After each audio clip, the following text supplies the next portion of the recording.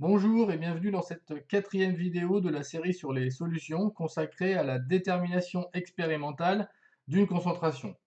Alors pour cela, on va utiliser une méthode que l'on a déjà vue dans une partie précédente et qui avait consisté à déterminer la composition d'un mélange.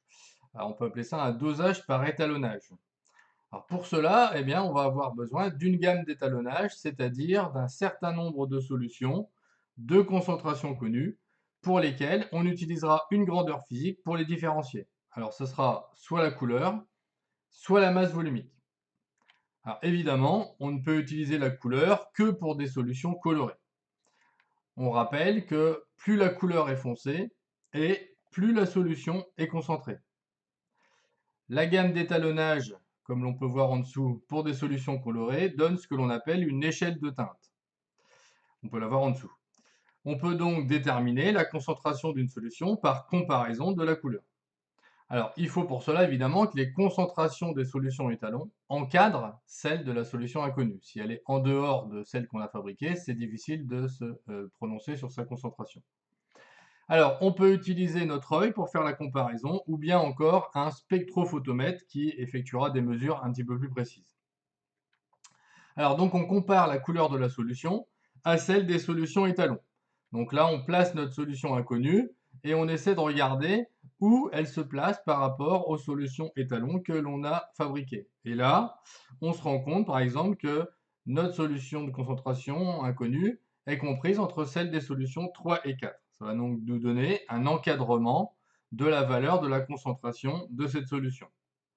Alors, évidemment, pour les solutions incolores, on peut utiliser une autre méthode qui est la méthode de la mesure de la masse volumique. Évidemment, si la concentration varie avec la masse volumique.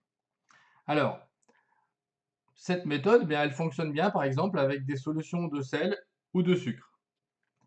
Alors, il faut toujours réaliser une gamme d'étalonnage, bien sûr, et cette fois-ci, on mesurera la masse volumique pour chacune des solutions étalons. On trace ensuite la courbe d'étalonnage qui va représenter la masse volumique, donc en ordonnée, en fonction de la concentration en masse en abscisse. Sur l'exemple suivant, on a choisi des solutions aqueuses de sucre.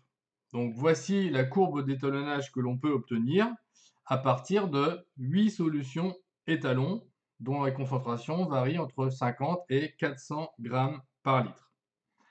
Une fois qu'on a tracé la courbe d'étalonnage, eh bien, on va mesurer la masse volumique pour la solution dont on cherche à déterminer la concentration. Donc, par exemple, ici, on a mesuré cette masse volumique à 1,1 g par millilitre. On reporte cette valeur sur la courbe et on va lire en abscisse la valeur de la concentration correspondante. Ici, on a 273 grammes par litre.